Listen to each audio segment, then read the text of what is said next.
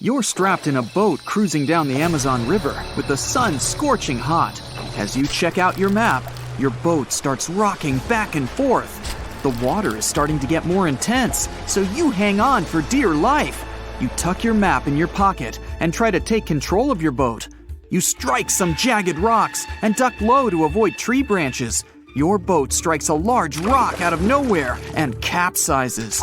You're swimming in the murky green water. While you're trying your best to get ashore, your boat gets washed away. Underneath the water lies a whole new world of bizarre and dangerous animals. Candiru fish are snake-like creatures that can grow up to 16 inches long.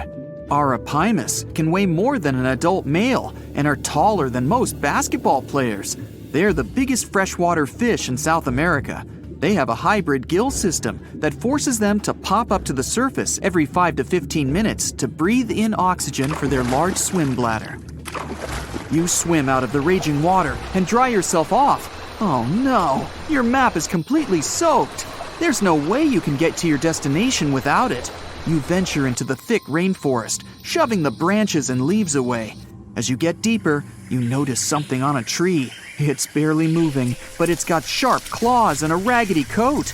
It stretches its arm to another branch and tries to pull itself up, ever so slowly. Sloths sleep more than half their days and only head down from trees once a week. They're so motionless, they sometimes grow algae and moss on their fur. The rainforest gets denser with each step until there's barely any sunlight illuminating the path in front of you. You notice a figure following you. With every branch you step on, you can hear a faint sound right next to you creeping around. You start walking a bit faster, and the sound catches up with you. You make it out of the dense part and tread along a narrow path until you reach a cliff. You can't walk normally here, so you pin against the wall and walk sideways to cross the hills. You slowly move across with the river 30 feet below you. You move your right foot, and some rocks fall into the river.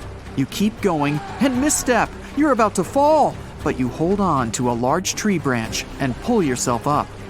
You notice a couple of colorful poison frogs inches away from your fingers. Touching any of these frogs can be extremely dangerous and harmful, despite their amazing color patterns.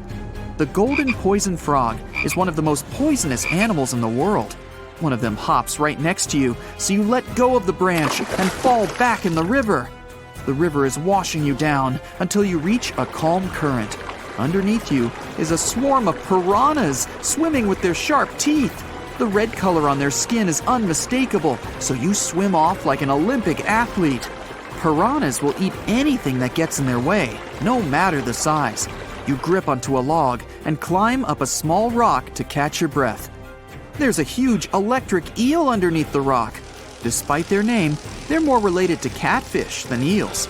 They use their powerful 600 volts of electricity to defend themselves and catch food. You're stuck, unless you're like the common basilisk that can run on the water like a jet ski. These incredible lizards have special webbing on their toes and can run the distance of a basketball court. You hop on a bunch of rocks until you reach the land. You continue walking along the riverbank until you come across a moving rock. You rub your eyes and see it moving again. It's a dinosaur-looking turtle that resembles a crocodile with armor. The mata mata is a freshwater turtle that disguises itself with its surroundings to catch prey. Their heads stretch longer than their bodies. You shimmy your way past it and continue. You head back into the rainforest and find a spot to rest. Wait, there are giant ants everywhere. They're the biggest ants in the world and can produce one of the most painful stings out there, even comparable to a wasp's sting. You immediately get up and find another place to rest. As you continue walking along, you notice the same feeling of something following you. You can hear some leaves rustling, but it's getting dark and there's no way of telling. You find a nice little spot to build a campfire and catch some Z's. But in the Amazon, everything is a threat, except for those cute capybaras wandering around. They live in groups next to water sources. They're also the biggest rodents in the world. You don't need to worry about them if you're stuck in the middle of the Amazon rainforest. Suddenly, you feel something slithering up next to you. You look down and see a massive green anaconda just about to constrict you. They are the heaviest snakes in the world and can grow up to 20 feet long and have a huge appetite. You get up and sprint your way out of there. All right, you found a decent cave to crash in. It's daytime again, and you're still alive. You continue walking along the rainforest. You were able to find some breakfast to boost your energy for the rest of the day. You spot something on a tree that looks like a branch, but it's actually a potu, a master of disguise that can spend days motionless on broken tree branches. These bizarre birds use those branches as their permanent home, where they lay their eggs and chill all day. You continue your way through the rainforest and see a Brazilian wandering spider crawling on a tree branch right in front of you. 8 of these species can be found in the Amazon area.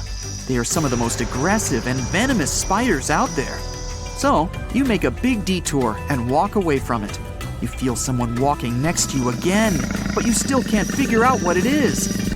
You see a steep cliff with a waterfall hitting a large lake ahead of you. Looks peaceful, until you see a team of black caimans gathering around the shore.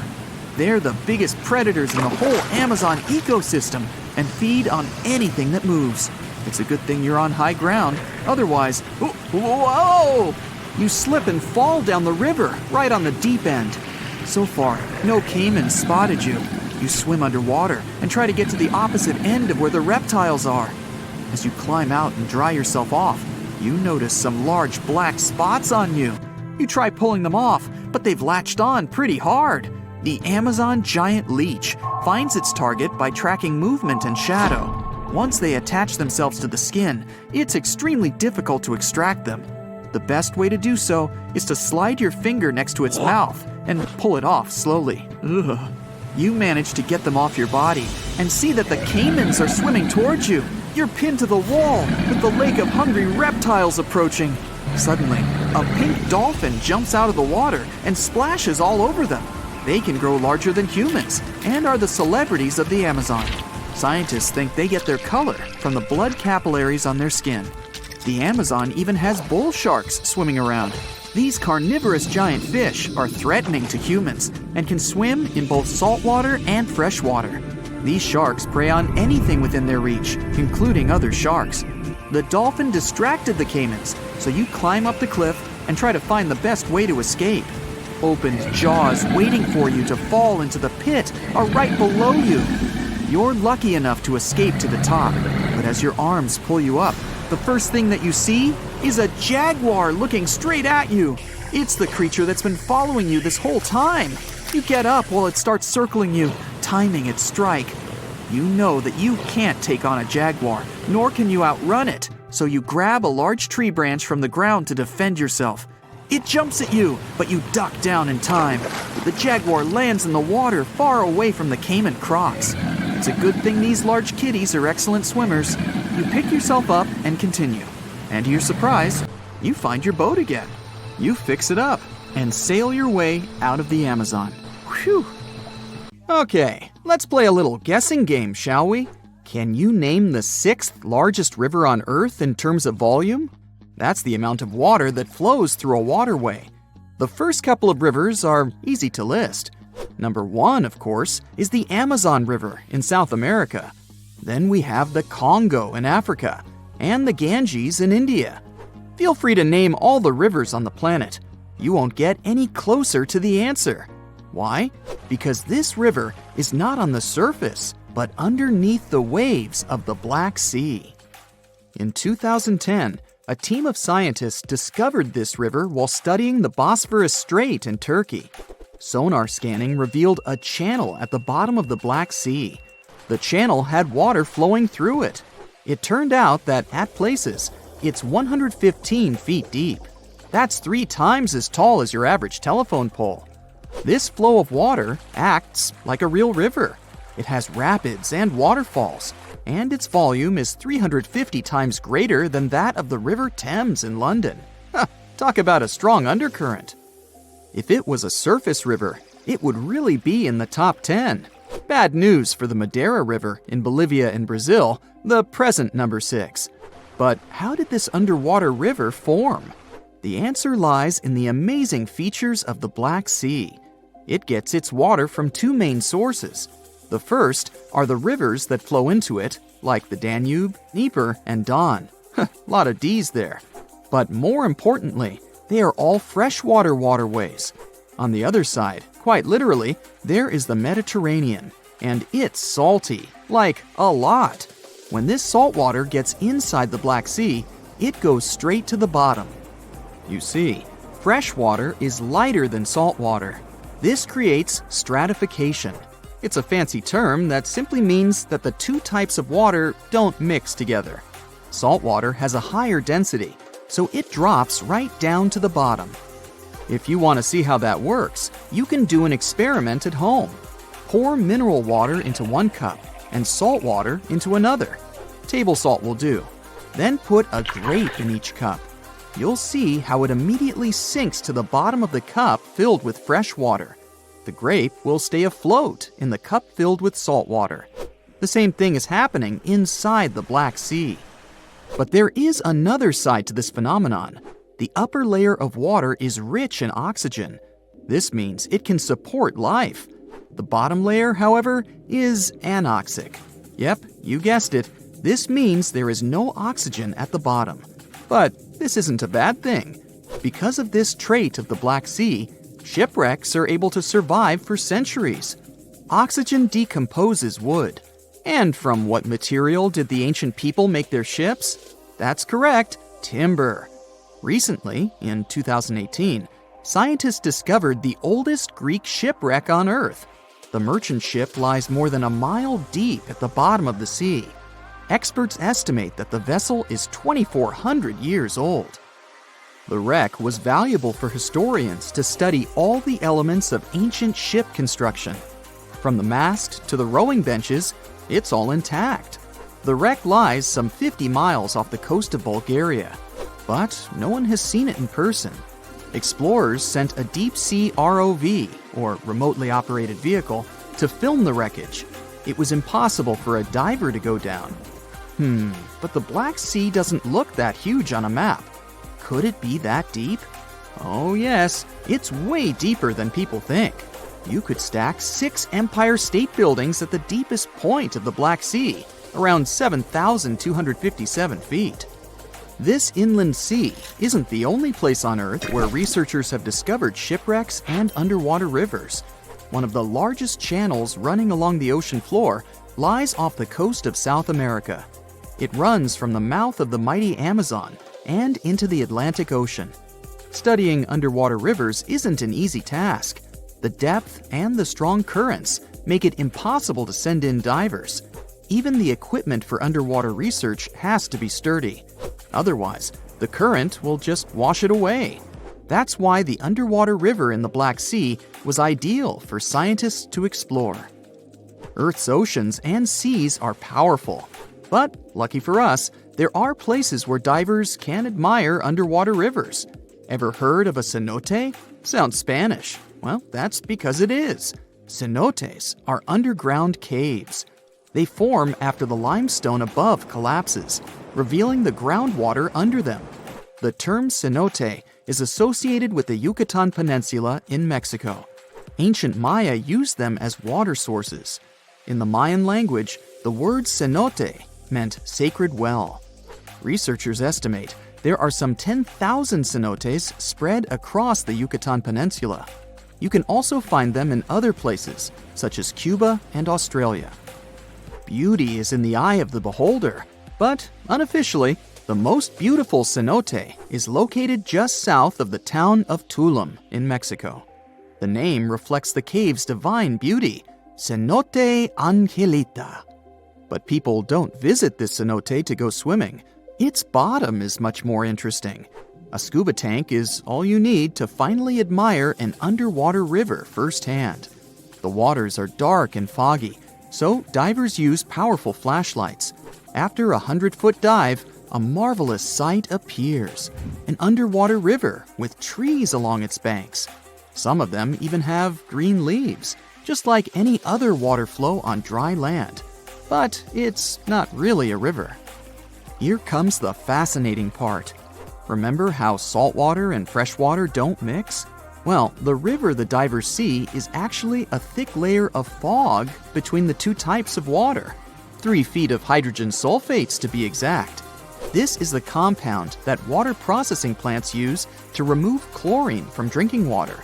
The substance is so heavy that the fog it produces moves independently from the surrounding water, and it creates an illusion that a river is flowing underwater. But there are other real rivers that play tricks on you. Take, for example, the Mystery River in Indiana. It's the longest underground river in the United States. Explorers discovered the river and its cave system, Blue Spring Caverns, in the 19th century. Nearly 3 miles of the river are navigable. Isn't that impressive? You can book a boat tour on a river that you can't even see. But the most mysterious river on the planet is the Saraswati River in India. The coolest part about it is that it doesn't exist. It was an alleged river only mentioned in ancient literature. For centuries, people thought that it was just a myth. Then satellite images showed that it might be real. Ancient texts spoke of a major confluence of 3 mighty rivers, the Ganges, Yamuna, and Saraswati. The first 2 are visible today, but where's the third one? That's what scientists decided to find out. Images from an American satellite showed the presence of underground water in the area. Until then, researchers thought that these were paleo channels. This simply means that water flowed through them a long time ago. But, to their surprise, it appeared that there was still water inside these channels. Scientists estimated that the Saraswati River flowed above the ground some 5,000 years ago. But it didn't dry up completely. It just went underground, some 200 feet below the ground. Local experts believe that the river still slowly flows into the sea. The Saraswati River got hidden under the desert sand. This was a natural process, but many rivers have been forced underground because of human activity. In London, England, several dozen small and medium-sized rivers now flow under the ground. Maps from the 19th century still show them as rivers, but today they only exist in the names of the streets that were built above them, such as Fleet Street. The same thing happened in New York, but this doesn't mean that these streams have disappeared for good. When engineers want to rebuild or modify a building, they still consult city maps from centuries ago. No one wants a long-lost brook to flood their basement. The Amazon River travels through 9 South American countries at a length of over 4,000 miles. Still, it's impossible to cross it by a bridge. With the river being the main highway, traveling through this dense forest, and so few areas populated around the river, there's just no reason to have one. The river can rise up to 30 feet, and the river crossings that were only 3 miles wide can expand to over 30 miles in just a few short weeks in certain spots, making a bridge nearly impossible to build here. In New Zealand, in the coastal town of Mauriki, there are huge spherical boulders. Some rocks are 6.5 feet tall and weigh about 7 tons, as much as 10 cows. Ooh, there's a 10-cow boulder. Maori legend has it that these rocks are from the remains of the goods from a large shipwreck that happened hundreds of years ago. From a more scientific perspective, it's sand and gravel combined to form these giant boulders. Waves and winds give them a smooth, round appearance over time. The whole process might take millions of years. Indonesia's Kaiwan Ijen volcano is famous for a stunning turquoise-colored lake sitting at the top of the peak, but don't dip in. It's an acid lake. But its scariest part is the sulfuric gases leaking out when lava flows freely, reaching temperatures hotter than 1,000 degrees Fahrenheit. When those gases come in contact with the air, they combust into a spectacular electric blue flame. That's why the volcano has blue lava. The island of Surtsey, south of Iceland, was formed over 50 years ago by a volcanic eruption. It all began back in 1963 when a powerful volcanic eruption created one of the youngest islands on the planet. All sorts of bacteria, fungi, and molds began taking over the island, leading to numerous other animals finding their way here, like seals and birds. Birds and ocean waves deposited seeds all over the island. Sadly, the island's getting smaller now because of water and wind erosion. Located off the coast of Brazil, there's an island called… I'm a bit rusty on my Portuguese, so here it is on the screen. It looks perfectly untouched and pristine. Bad news? Dangerous snakes overrun it completely, so take a doctor with you in case you want to go there. Over 4,000 of the golden lancehead vipers inhabit this island. These 3-foot-long snakes are among the most venomous in the entire world. I think I'll skip that. Landing down under, you can see the Opera House, Uluru, lots of kangaroos, and catch the strangest wave of the world, Wave Rock in Western Australia. It's not made of water, but stone. It can be up to 50 feet tall and almost 300 feet long. It's especially incredible after rains in winter when the Western Australian wildflowers fill up the entire landscape. In Atlanta, there's a World of Coca-Cola museum. The formula for the secret recipe is in a large security vault, heavily guarded at all times. Only a handful of people can get through those vault doors. Since its creation in 1886, the company has kept it a secret for only the most honest employees. In 2006, a former worker tried to sell the formula to Pepsi, only for Pepsi to call the police and inform Coca-Cola. The Polka Dot Lakes is a must for anyone who is in British Columbia.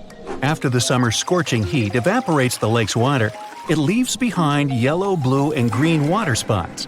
These pools are full of all sorts of minerals, like sodium, calcium, and magnesium sulfates that get concentrated in the pools. You can't get too close or even dip your feet into them. A fence protects the entire lake with a sign about how culturally and ecologically sensitive the area is. In Death Valley, California, there's a mystery of the sailing stones. Since the early 1900s, the mystery of how all these stones were seemingly moving by themselves across the desert floor baffled everyone. Some believe that the rocks move by thin pieces of ice around the stones pushed by winds after winter. No one ever saw any of these rocks moving until 2014. Scientists set time-lapse recorders, and the footage showed the rocks sliding along the ground over time. The marble caves in Chile, located in the beautiful area of Patagonia, formed from over 6,000 years of waves wearing down the rocks. The crystal blue walls reflect the vibrant turquoise water, making it perfect for kayaking. Walking in Chestnut Ridge Park in New York, one can see an eternal flame. What makes this one stand out, though, is it's underneath a waterfall. Occasionally, the flame will go out for short periods, but it will light up again. Sometimes it's thanks to certain hikers along the way. If you ever stop your car on a magnetic hill in New Brunswick, Canada, you'll see the car might start rolling backwards up the hill, all by itself. While it looks like it's moving the wrong way, this is just an illusion. There are several hills like this all around the world. What looks like an incline is the opposite, all because there's no horizon for perspective. The brightest bioluminescent bay in the world, called Puerto Mosquito, is located off the coast of Puerto Rico. The bay is named for the pirate Roberto Cofresi and his small boat El Mosquito, not after those annoying insects. During the summer months, you'll have glassy water at night with millions of tiny microorganisms bumping into each other and emitting blue light. The Chocolate Hills in the Philippines is a group of unusually shaped hills located in the middle of the island of Bohol in the Philippines. There are 1,000 to 2,000 discovered so far. They have nothing to do with chocolate at all, but they resemble the color after the dry season, when the grass turns from green to brown. In the northeastern part of Thailand, 466 miles away from Bangkok, is a 75-million-year-old rock formation sticking right out of the mountains. Their shapes look just like a pod of whales swimming together. No wonder this place is called Three Whale Rocks. Millions of years ago, this area was just a desert, but this land has changed quite dramatically during this time. These sandstone mountains were lifted up by plate tectonics, that's the shifting of the crust layers, called lithosphere, and erosion by the Mekong River, resulting in the strangely shaped rock formations we see today. Salar de Uyuni in Bolivia is the world's largest salt flat. At 4,050 square miles in size, it's twice as large as Grand Canyon National Park. After winter has passed, the salt lake is transformed into a beautiful giant sky-reflecting mirror between September and May. With salt all the way to the horizon, it creates an illusion of endlessness. The thin layer of water left over from ice melting creates a shimmering effect of the sky, making it one of the best places to visit in the world. The Catambo River in Venezuela might be the stormiest place in the world, with nearly 300 storm days a year. The lightning storms are so consistent, and they're predicted 3 months in advance. During the wet season in October, you might see 30 lightning flashes in a single minute. At sunset, strong winds flow around the 3 surrounding mountains, forming storm clouds over the water. When the water droplets of humid air collide with ice crystals from the cold air, the static charges cause a lightning storm that happens nearly every night. Off the southern tip of Japan lies the Yonaguni Formation. Archaeologists believe that the monument belongs to a fabled Pacific civilization, like Atlantis, that vanished beneath the waves thousands of years ago. If it's truly a lost civilization, or just nature having a little fun, this is the site to dive into. Features inside the structure resemble stonework like castles, temples, and a stadium, connected by roads and what seems to be large walls all the way around. There are even marks in the stone that appear to show quarry work, faded faces, and rocks sculpted into animal shapes. Some scientists believe that the symmetry of the stones is not as straight as reported. It appears solid rock rather than carved blocks weathered down by all the water over many years. Plitvice Lakes National Park in Croatia is an interconnected chain of waterfalls, the tallest being 230 feet, and underground water channels, creating natural dams and lakes in such a picturesque environment. Found in the deep woodlands surrounded by meadows brimming with wildflowers, brown bears, gray wolves, lynx, deer, and plenty of rare bird species for birdwatchers call these 115 square miles of the national park home. Imagine a place that could literally start at one end, trek over 1,800 miles straight to the west, and still be stuck under that massive canopy. This place is like a haven for all sorts of crazy creatures, hosting around 10% of the world's species. It's always been seen as this wild, untouched paradise where humans haven't messed things up yet. You know, like a glimpse into how the world used to be before we spread like wildfire across every continent, causing chaos everywhere. I'm talking about the Amazon region. That massive jungle turns out to be hiding some seriously cool secrets. For centuries, people have been talking about these lost cities deep within the forest. We're talking about El Dorado, the legendary city of gold that had Spanish explorers going crazy, venturing into uncharted territory, never to return. And even in the 20th century, the adventurous Perry Fawcett went looking for the lost city of Z and disappeared into the jungle, leaving us all hanging. Scientists have actually found evidence that ancient cities did exist in the Amazon. But how did they find these hidden ruins in such a dense and remote forest? Well, they've got this awesome technology called LiDAR. Basically, they hopped into a helicopter and used light-based remote sensing to digitally strip away the canopy and reveal the ancient ruins of a massive urban settlement around Llanos de Mojos in the Bolivian Amazon. The place was once home to the Kasarabi culture, which thrived from 500 to 1400 CE. They had these incredible urban centers with huge platform and pyramid structures. They even had raised causeways connecting different suburban-like settlements spread across miles and miles of land. These guys were seriously ahead of their time, and they had an epic water control and distribution system with reservoirs and canals. So yeah, the Amazon rainforest wasn't just some untouched wilderness. It was actually heavily populated and even urbanized for centuries before recorded history of the region began.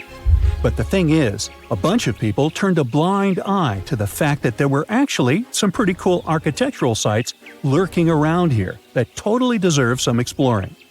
Scientists predict that in the next 10 to 20 years, we're going to uncover a ton of these cities, and some might even be bigger than the ones we're talking about here.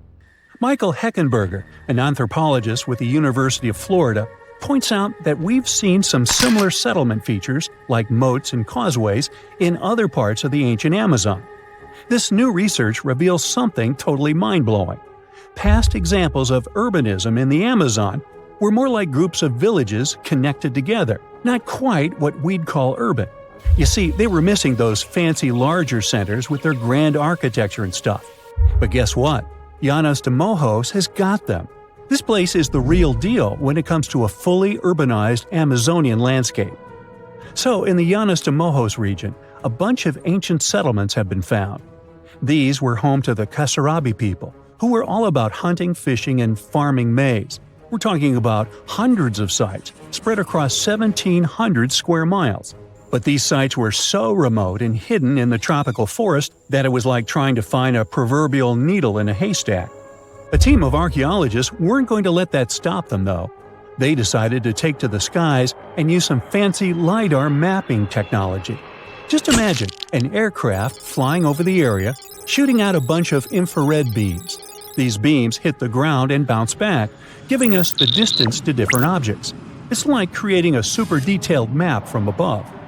Using computer software, these genius scientists were able to strip away the trees from the images, revealing the Earth's surface and all the ancient archaeological goodies hidden beneath. And boy, did they strike gold. They found a whopping 26 unique sites, including 11 that nobody even knew existed before. So what about these 26 super cool sites? Among them, we've got Landivar and Kotoka, which are like these huge urban centers. And get this, we already knew they existed, but the new maps revealed they cover 1.5 and 1/2 square miles respectively. These centers are surrounded by moat and rampart fortifications, like something out of a medieval castle. And they've got all sorts of crazy stuff inside. We're talking artificial terraces, massive earthen platform buildings, and pyramids that reach over 70 feet tall. All these epic buildings are actually facing the north-northwest. It's like they were trying to align themselves with the cosmos or something. This kind of cosmic worldview can be found in other ancient sites in the Amazon too.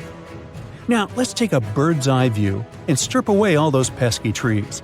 We can see these two centers in all their glory, and they're actually connected to a whole network of settlements through a bunch of causeways. Picture it like spokes on a wheel, stretching out for miles.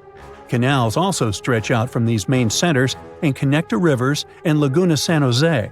It's like they had their own water delivery system going on. These ancient guys totally reshaped the whole landscape with their crazy cosmology. The only bummer is that their impressive architecture was made from mud brick.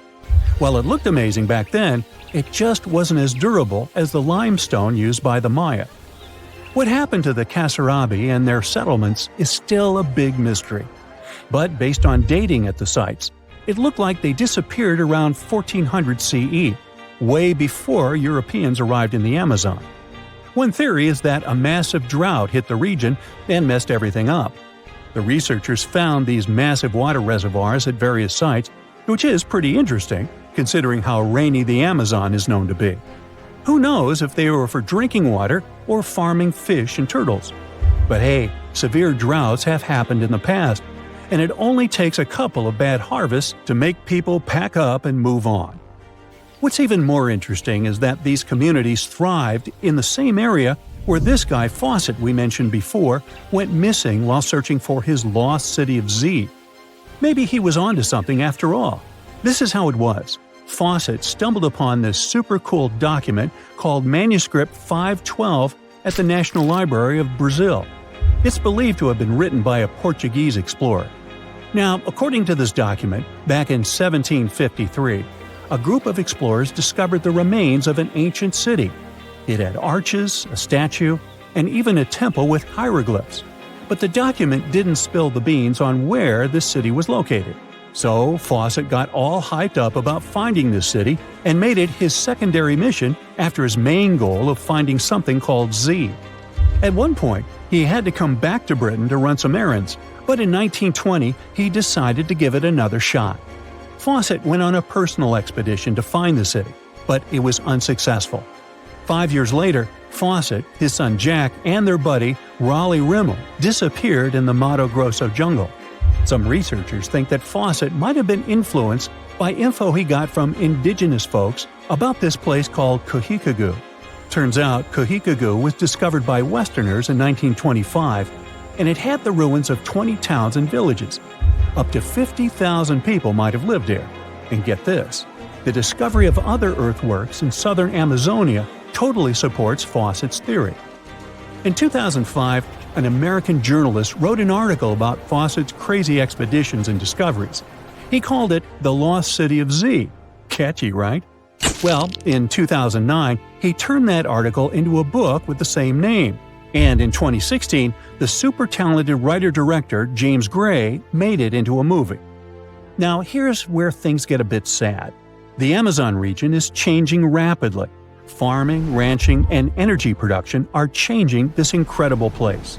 And guess what? Those untouched areas with ancient relics won't stay untouched for long. It's a race against time to document and preserve what's left of our past before it's lost forever. Sing with me. Under the sea, darling, it's better. On where it's drier, take it from me. Okay, I know these are not the correct lyrics to this famous Disney song, but hear me out. The deep sea is not all about singing mermaids and dancing crabs.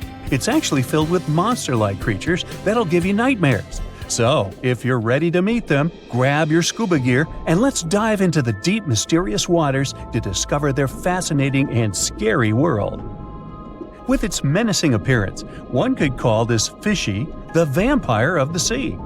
Well, named for their disproportionately large, razor-sharp fangs protruding from their mouth, fangtooths are actually quite small and harmless to humans. These choppers are actually more for catching prey than causing trouble, so there's no need to panic if you see one. And you'll be even more relieved to know that it's kind of unlikely for you to come across a fangtooth, since they are among the deepest living fish. A regular day in the life of a fangtooth looks like this. By day, they prefer to remain in the gloomy depths. Me too, fishies, me too. It's only towards the evening that they migrate toward the surface to have a feast under starlight. Ah, how romantic. And by daybreak, they return to the deep. What a chill schedule, am I right? So, as you can tell from their daily routine, fangtooths are among the more active deep-sea fishes. And by that I mean they seek out their food rather than just sitting and waiting. And thanks to their oversized teeth and mouth, hey, I can relate, they're able to attack prey that are even larger than themselves, which is very important in the very large, food-poor deep sea.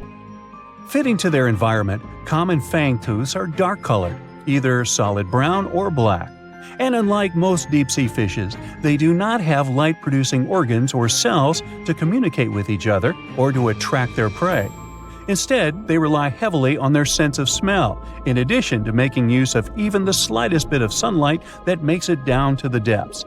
This light doesn't help them to see in any way, but it may be enough for potential prey to cast a shadow as they pass overhead, which lets fangtooths know they're around.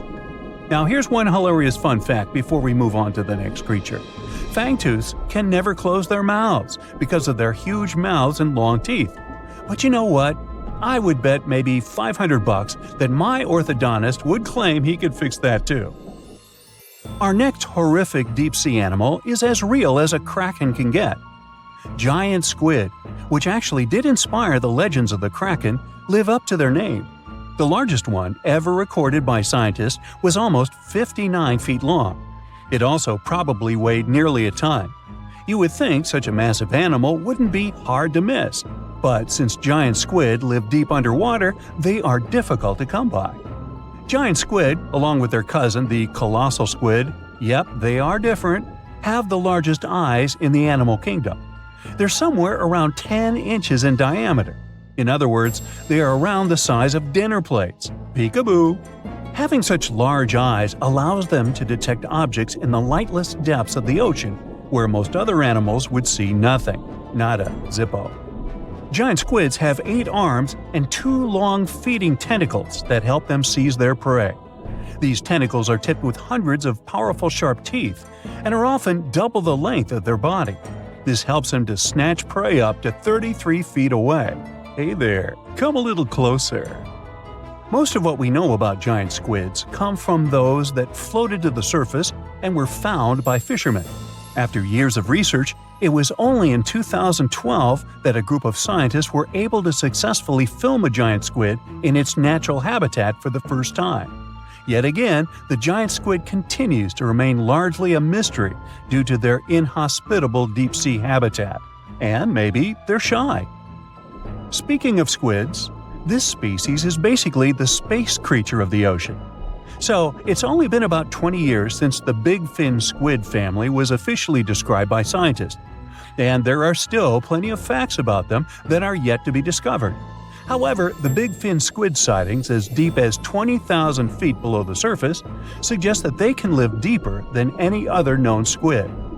You know what? Let's scratch the word space creature and call them the disco dancers of the deep sea to make things less scary. Because of their long, slender arms, adorned with extravagant rib-like fins, kind of make them look like they're ready to hit the dance floor. Anyway, these boogie arms and tentacles are estimated to max out at just under 30 feet. Aside from the estimations, though, the largest known big-fin squid was actually 21 feet long, with 20 feet of that being its arms and tentacles. How exactly a big-fin squid uses them is still unknown, but scientists think they like to use them to trap prey that bump into them as they hang down in the water below their body or drag along the seafloor.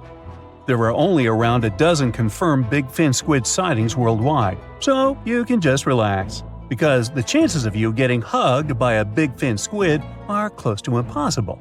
But I can't guarantee anything regarding your nightmares. Now, these are not one of your regular Jaws sharks. Let's start with the most strange fact about a frilled shark. It's considered a living fossil because of its primitive anatomic traits. That actually makes more sense once you learn that this species has been around for 80-some million years. So I have both good news and bad news.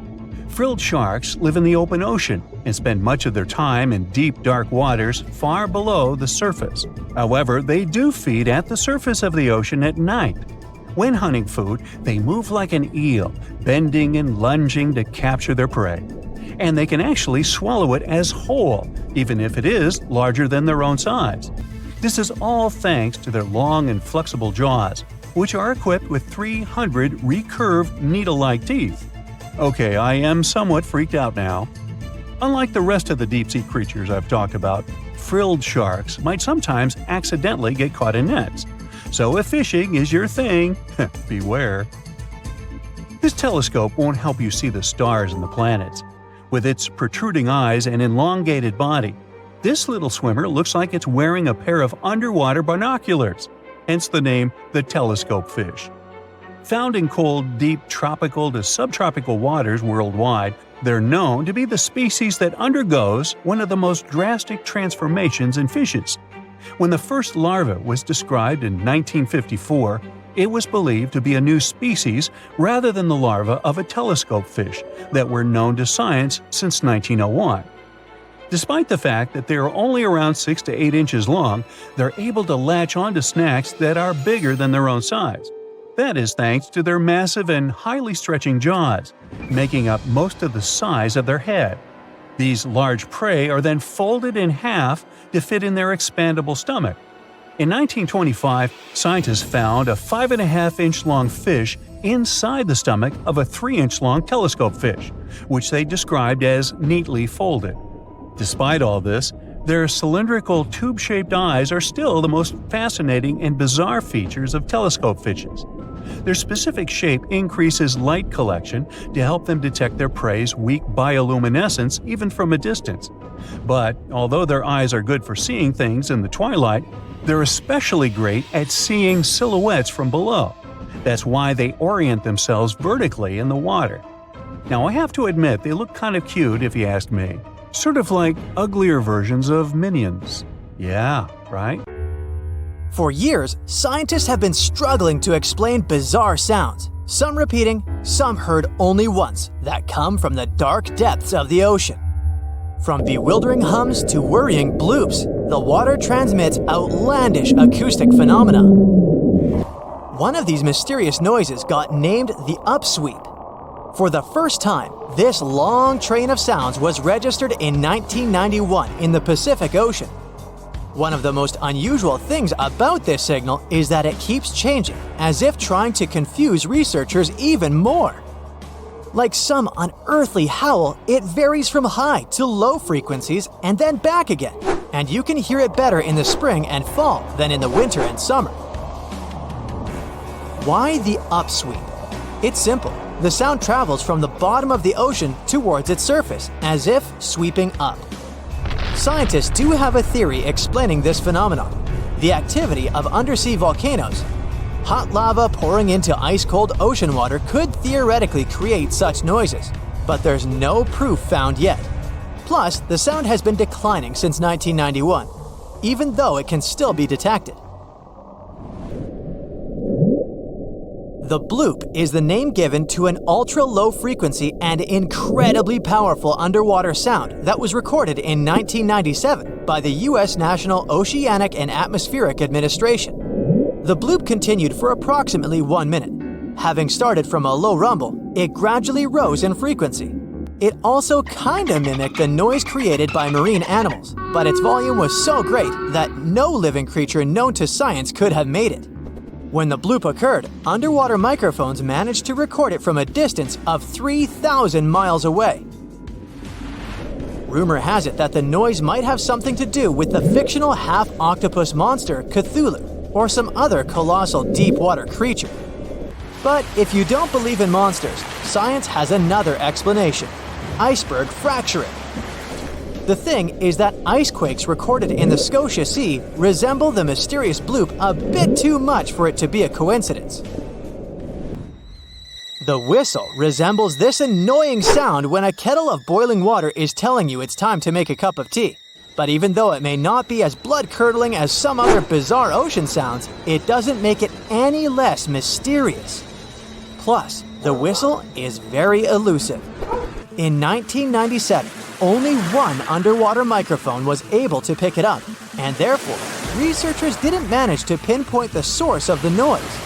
The most likely cause of the sound is an eruption of one of the submarine volcanoes. Have you ever heard of Julia? No, not your neighbor. I'm talking about this otherworldly sound. Listen to it. It was recorded in 1999 by the U.S. National Oceanic and Atmospheric Administration. The source of the sound was most likely a large iceberg that ran aground somewhere in Antarctica. The sound was so loud that it was heard over a huge territory, and its duration was about 2 minutes and 43 seconds. Slow down. That's the name given to a sound recorded in 1997 in the equatorial Pacific Ocean.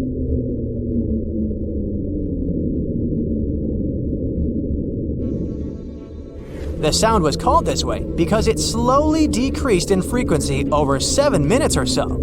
It's been picked out a few more times since it was recorded for the first time. The source of the sound isn't very mysterious. Most likely, it was produced by a massive iceberg that became grounded in Antarctica, or it was caused by moving ice. By that, I mean the friction produced by a large ice sheet moving over land. The loneliest whale sound is often called the 52 Hz whale because the animal that creates it calls at a unique for these creatures frequency. When you listen to this sound, it sounds like a low bass note. At the same time, it's much higher than the normal frequency of the whale call, which rings between 10 and 40 Hz. Interestingly, scientists have been listening to the world's loneliest whale for decades, but haven't managed to figure out its precise location. Nobody knows whether the mammal is male or female, what species it is, or if the animal is still alive. After all, for the last time, its call was recorded in 2004. Earth-shaking booming sounds have been reverberating off some parts of North Carolina for more than 150 years. Called Seneca guns, they're most often heard near the coast. The sounds are so powerful that they often rattle window panes and sometimes vibrate entire buildings.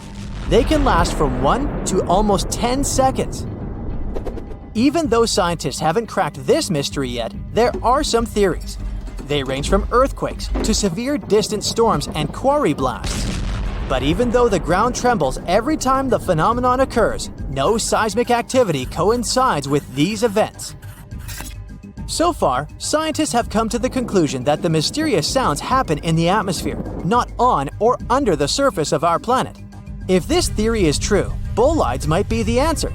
These extremely bright meteors often explode once they enter Earth's atmosphere. Or Seneca guns might be born in the ocean. Sometimes, when enormous waves collide far away from the shore, you can hear it, even if you're nowhere near the coast. Seneca guns are a type of skyquakes. You don't need to travel to a particular part of the world to hear one of those. Mysterious sonic booms ramble from the sky everywhere, from the US to India and Japan. Just like Seneca guns, this sound phenomenon occurs mostly near the coast or a big body of water. Rattling glassware and windows in the nearby houses, skyquakes could be connected with ultra-fast airplanes breaking the sound barrier. But people started hearing the first skyquakes in 1824. The theories trying to explain this phenomenon include sand dunes shifting, meteors entering the atmosphere, distant volcanoes erupting, Earth's crust cracking during earthquakes, and even gas bursting out of underground vents in the sea or lake bottom.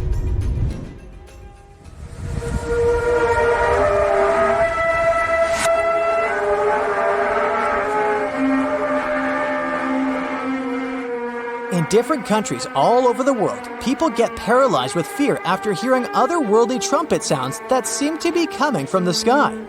The inhabitants of the US, Canada, Australia, Germany, and the Philippines have already heard this hair-raising noise since it was first recorded in 2008. These sounds are sometimes called the sound of apocalypse. And although until recently, nobody could understand the origin of the sounds, NASA claims that there is nothing to be afraid of. The noise can be coming from our own planet. Usually, it's quiet and thus inaudible to the human ear. But when it gets louder, the outcome is the very trumpet sounds that scare people all over the world. Bristol hum started in the 1970s when hundreds of Bristol inhabitants began to talk about a bizarre noise audible only at night. The noise was a low-level hum, and nobody could identify or trace the source of the sound. But the strangest thing about the noise was that one day, it stopped as abruptly as it started, but not before people in other towns across Britain reported hearing similar sounds. Some time ago, the mysterious sound returned. In 2015, a group of French scientists claimed that they had solved the mystery of the Bristol hum. They stated that the culprit was ocean waves that made the ocean floor vibrate. But while it was all good and well, it didn't explain why the sound was around for only several years or why it chose to return. If you ever come to the town of Taos in New Mexico, don't let another strange and unexplained phenomenon send you running for the hills. This phenomenon is a faint, low-frequency hum ringing in the desert air and grating on your nerves. Even stranger, only 2% of people who live in Taos hear this noise. But for those who do, it's unstoppable torture. On top of that, everyone describes the sound in a different way, from a quiet whir to an eerie hum or even persistent buzz. And while some people believe that the Taos hum is the result of unusual acoustics, the others suspect a bad case of mass hysteria. No one has located the origin of the hum yet. Ever wonder why, despite all our advancements in technology and science, there's a vast expanse of our own planet that we barely know about? Believe it or not, over 80% of our oceans remain uncharted territory. It's as if we've got this massive aquatic playground in our backyard, and we've barely scratched the surface. Also, did you know that only about 7% of our oceans have a special tag called Marine Protected Areas, or MPAs?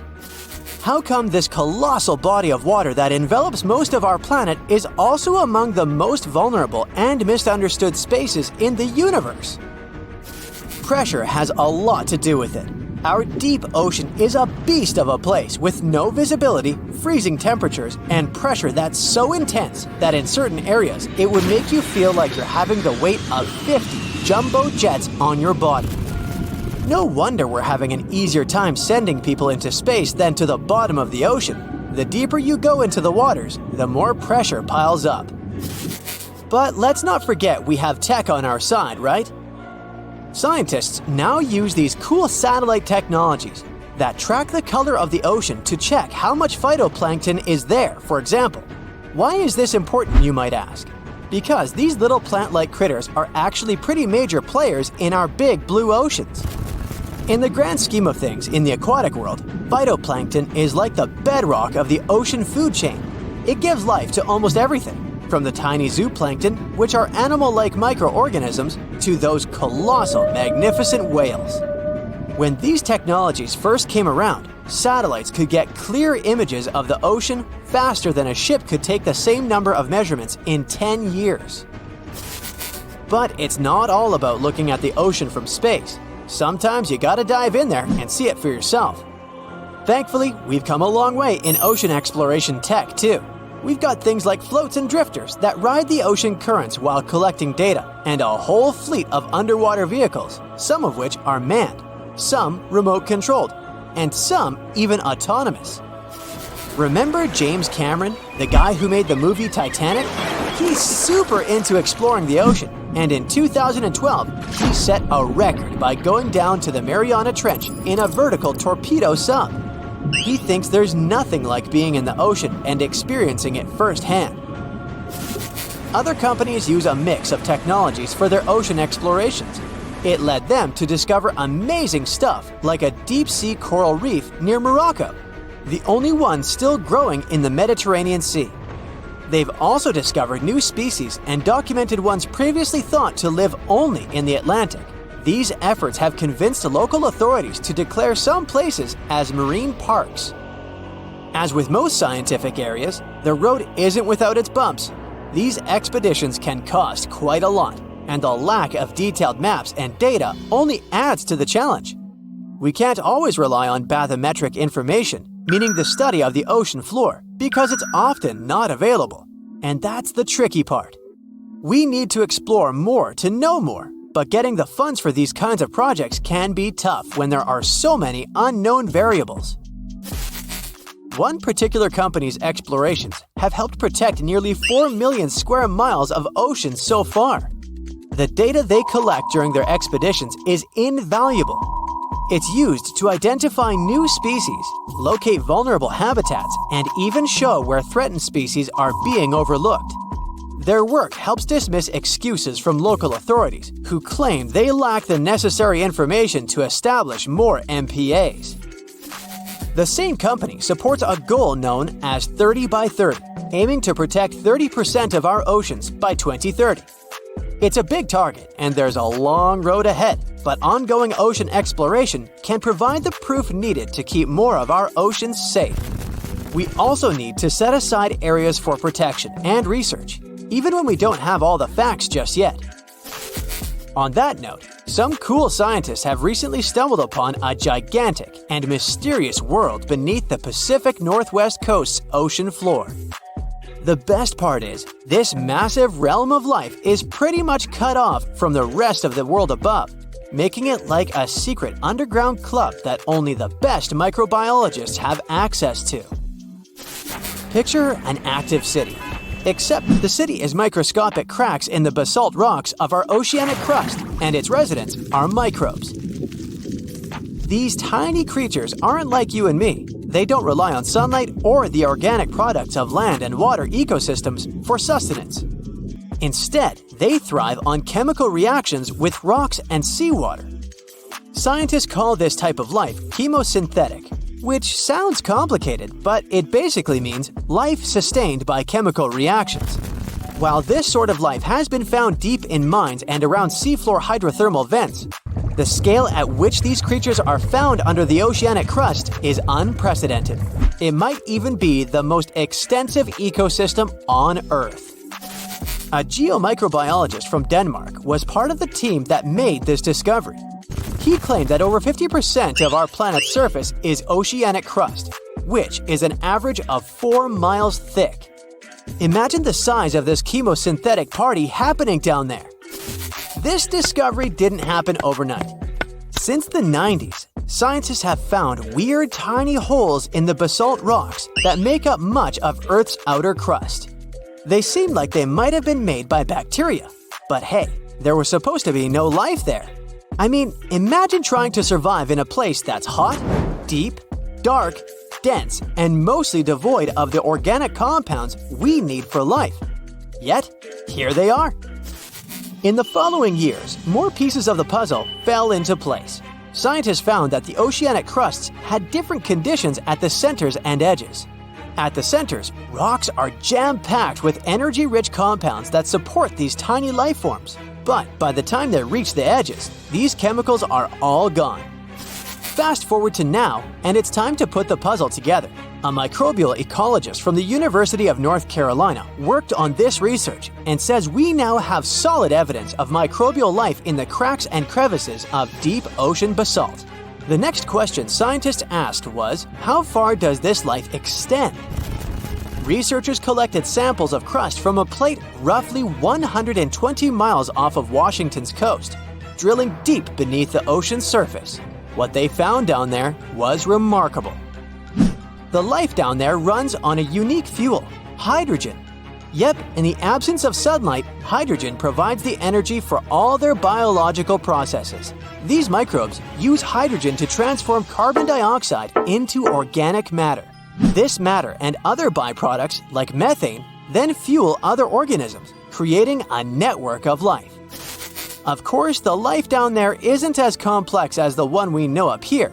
Scientists doubt there will be any multicellular life under the ocean because it's too hot and energy poor. But hey, who knows? This universe under our oceans still has a lot to reveal. This whole thing is significant for many reasons. First, it confirms that life can exist in places without oxygen, which changes our perspective on where we can find life. This makes us wonder if life could exist under similar conditions on other planets, where surface conditions might be too harsh. The implications on Earth are also profound. If a large portion of life exists in the oceanic crust, then our understanding of life on our own planet could be completely changed. This exciting discovery stretches our understanding of life and prompts us to keep exploring the mysterious depths of our oceans, pushing the limits of our understanding. NASA is also in on the whole deep sea exploration project. Why?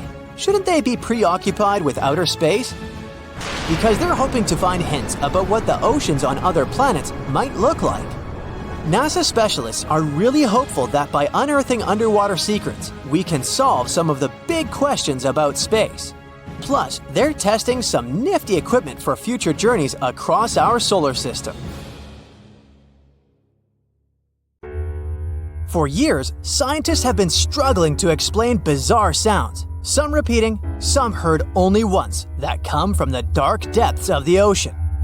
From bewildering hums to worrying bloops, the water transmits outlandish acoustic phenomena. One of these mysterious noises got named the upsweep. For the first time, this long train of sounds was registered in 1991 in the Pacific Ocean. One of the most unusual things about this signal is that it keeps changing, as if trying to confuse researchers even more. Like some unearthly howl, it varies from high to low frequencies and then back again, and you can hear it better in the spring and fall than in the winter and summer. Why the upsweep? It's simple. The sound travels from the bottom of the ocean towards its surface, as if sweeping up. Scientists do have a theory explaining this phenomenon: the activity of undersea volcanoes. Hot lava pouring into ice-cold ocean water could theoretically create such noises, but there's no proof found yet. Plus, the sound has been declining since 1991, even though it can still be detected. The bloop is the name given to an ultra-low frequency and incredibly powerful underwater sound that was recorded in 1997 by the U.S. National Oceanic and Atmospheric Administration. The bloop continued for approximately 1 minute.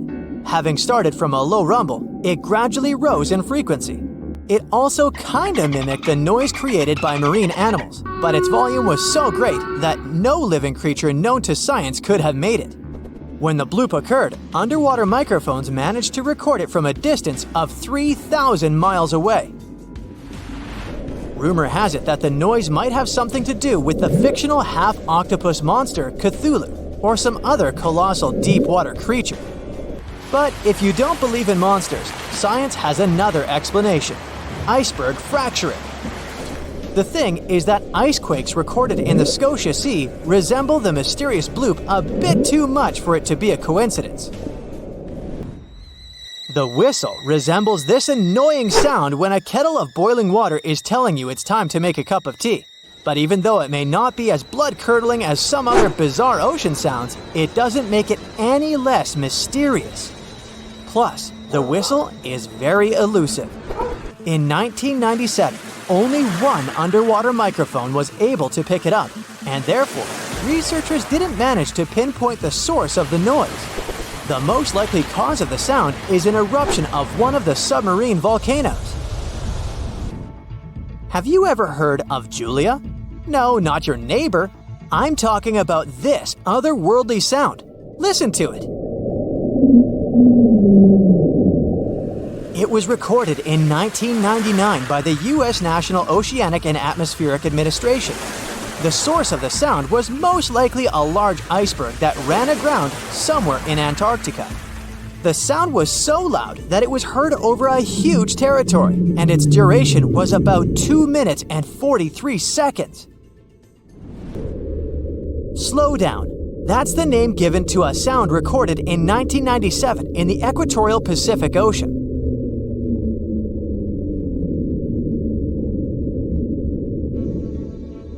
The sound was called this way because it slowly decreased in frequency over 7 minutes or so. It's been picked out a few more times since it was recorded for the first time. The source of the sound isn't very mysterious. Most likely, it was produced by a massive iceberg that became grounded in Antarctica, or it was caused by moving ice. By that, I mean the friction produced by a large ice sheet moving over land. The loneliest whale sound is often called the 52 Hz whale because the animal that creates it calls it at a unique for these creatures' frequency. When you listen to this sound, it sounds like a low bass note. At the same time, it's much higher than the normal frequency of the whale call, which rings between 10 and 40 Hz. Interestingly, scientists have been listening to the world's loneliest whale for decades, but haven't managed to figure out its precise location. Nobody knows whether the mammal is male or female, what species it is, or if the animal is still alive. After all, for the last time, its call was recorded in 2004. Earth-shaking booming sounds have been reverberating off some parts of North Carolina for more than 150 years. Called Seneca guns, they're most often heard near the coast. The sounds are so powerful that they often rattle window panes and sometimes vibrate entire buildings. They can last from 1 to almost 10 seconds. Even though scientists haven't cracked this mystery yet, there are some theories. They range from earthquakes to severe distant storms and quarry blasts. But even though the ground trembles every time the phenomenon occurs, no seismic activity coincides with these events. So far, scientists have come to the conclusion that the mysterious sounds happen in the atmosphere, not on or under the surface of our planet. If this theory is true, bolides might be the answer. These extremely bright meteors often explode once they enter Earth's atmosphere. Or Seneca guns might be born in the ocean. Sometimes, when enormous waves collide far away from the shore, you can hear it, even if you're nowhere near the coast. Seneca guns are a type of skyquakes. You don't need to travel to a particular part of the world to hear one of those. Mysterious sonic booms ramble from the sky everywhere, from the US to India and Japan. Just like Seneca guns, this sound phenomenon occurs mostly near the coast or a big body of water. Rattling glassware and windows in the nearby houses, skyquakes could be connected with ultra-fast airplanes breaking the sound barrier. But people started hearing the first skyquakes in 1824. The theories trying to explain this phenomenon include sand dunes shifting, meteors entering the atmosphere, distant volcanoes erupting, Earth's crust cracking during earthquakes, and even gas bursting out of underground vents in the sea or lake bottom.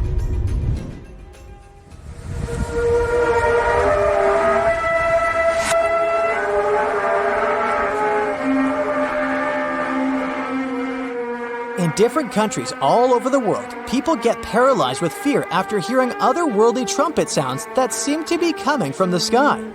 The inhabitants of the US, Canada, Australia, Germany, and the Philippines have already heard this hair-raising noise since it was first recorded in 2008. These sounds are sometimes called the sound of apocalypse. And although until recently, nobody could understand the origin of the sounds, NASA claims that there is nothing to be afraid of. the noise can be coming from our own planet. Usually, it's quiet and thus inaudible to the human ear. But when it gets louder, the outcome is the very trumpet sounds that scare people all over the world. Bristol hum started in the 1970s when hundreds of Bristol inhabitants began to talk about a bizarre noise audible only at night. The noise was a low-level hum and nobody could identify or trace the source of the sound. But the strangest thing about the noise was that one day, it stopped as abruptly as it started, but not before people in other towns across Britain reported hearing similar sounds. Some time ago, the mysterious sound returned. In 2015, a group of French scientists claimed that they had solved the mystery of the Bristol hum. They stated that the culprit was ocean waves that made the ocean floor vibrate. But while it was all good and well, it didn't explain why the sound was around for only several years or why it chose to return. If you ever come to the town of Taos in New Mexico, don't let another strange and unexplained phenomenon send you running for the hills. This phenomenon is a faint, low-frequency hum ringing in the desert air and grating on your nerves. Even stranger, only 2% of people who live in Taos hear this noise. But for those who do, it's unstoppable torture. On top of that, everyone describes the sound in a different way, from a quiet whir to an eerie hum or even persistent buzz. And while some people believe that the Taos hum is the result of unusual acoustics, the others suspect a bad case of mass hysteria.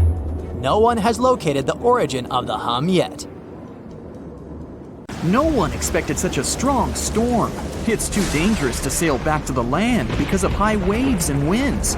But suddenly, you notice a small green island nearby. You and your friend are about 25 miles off the coast of Brazil.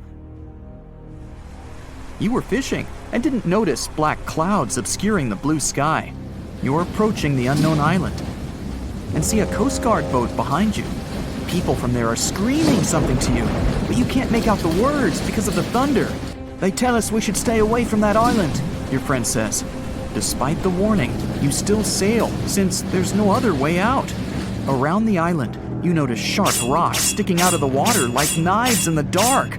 Now you realize what the Coast Guard warned about, but it's too late. Your boat hits a rock. The bottom is pierced. You start to sink. The rain and wind are getting stronger. Both of you fall overboard. Then darkness comes. You wake up in the morning because of the scorching sun and a dry mouth. Your friend and the wrecked boat are lying nearby. Apparently, you'll have to wait for rescuers to get out here. Now, in the light of day, you can see how dangerous the island's coast is. It's surrounded by rocks, and you're lucky you've survived. Getting out of here will be difficult. Together with your companion, you decide to look for coconuts and bananas. Your friend goes to the wreckage and pulls out a bag of medicine. Then, both of you leave the sandy beach and enter the dense jungle. A couple of steps later, you hear a strange hiss. You see your friend. His eyes are filled with horror. Goosebumps run down your back.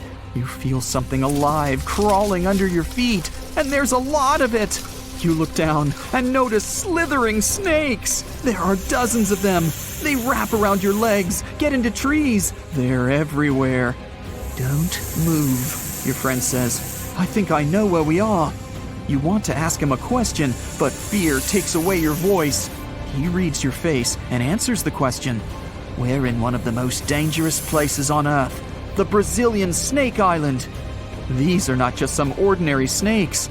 This is the golden lancehead, one of the most venomous reptiles in the world. You can find them nowhere else on the planet except for this land. They evolved here naturally, without other snake species intervention. That made their venom 5 times stronger than the venom of ordinary vipers. They're practically the only owners of this island. Nowhere else in the world will you find such a concentration of creeping reptiles on such a small piece of land. And now, they're glad that 2 big lunch meals have arrived. There's little chance of survival, but you're gonna try. The first thing you need to do is get out of your stupor and find a thick stick. This is your best tool right now. If you encounter a venomous snake, the best you can do is retreat slowly. But this time, there are too many of them. They're aggressive and hungry. Together with your friend, you fight off the snakes with a stick. But there's more and more of them coming.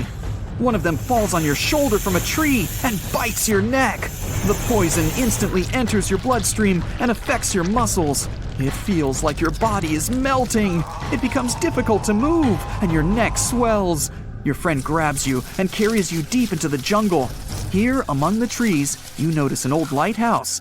Yeah, this building really stands out here. Once a year, the Coast Guard visits it. Your friend breaks down the door and puts you on the floor. You're afraid you won't be able to survive the bite. Fortunately, your friend is a doctor. He injects the necessary medicine and saves your life. You have a few minutes to rest before more danger arises. Your friend tells you that the unique snakes appeared here thousands of years ago. This island was part of Brazil for a long time. Then, massive floods separated it from the continent. This part of the land was cut off from the whole world, which helped the formation of a unique ecosystem inside.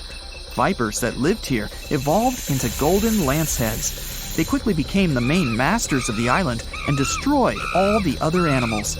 But how did they manage to survive without food, cut off from the whole world? They did it thanks to nature and evolution. This island is a transit point for many birds. They stop here to rest during long flights. These birds become dinner for the snakes. Previously, a snake bite almost didn't harm the birds. They were frightened and flew away, leaving the snake without food. But over years of evolution, the island's owners have developed such a potent poison that one bite was enough for a bird to never take off again. There's also a legend that a pirate hid treasures here a long time ago. And, so that no one would ever find it, he brought snakes to guard his gold. Of course, there's no chest with coins here, but the island is attractive for modern pirates, even today. Golden lancehead snakes are an expensive commodity, so bad people often visit this place to hunt the reptiles. That's why the Coast Guard is always on duty around the island. People are forbidden to visit this place.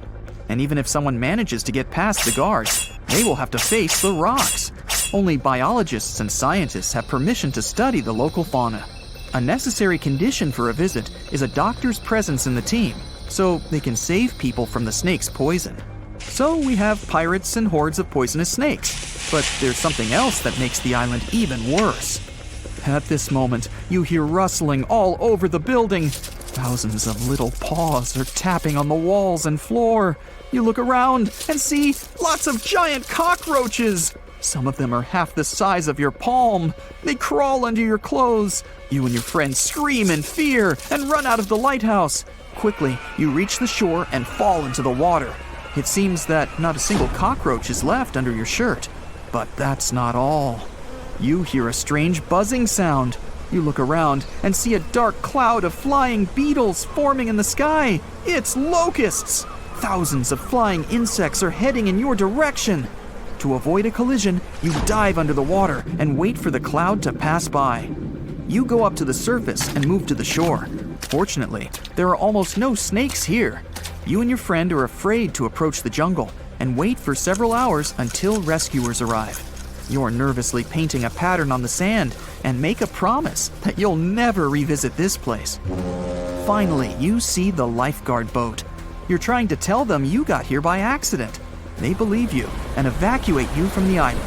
While you're sailing away, you think about what would happen if many poisonous snakes appeared in a village or a small town. It's difficult to imagine what kind of problems people would face. But in fact, there's no need to imagine anything. There is a place on the planet where locals live next to poisonous cobras, but it doesn't create any chaos. A human can live in peace and harmony with reptiles in that village. Welcome to Shetpal village in India.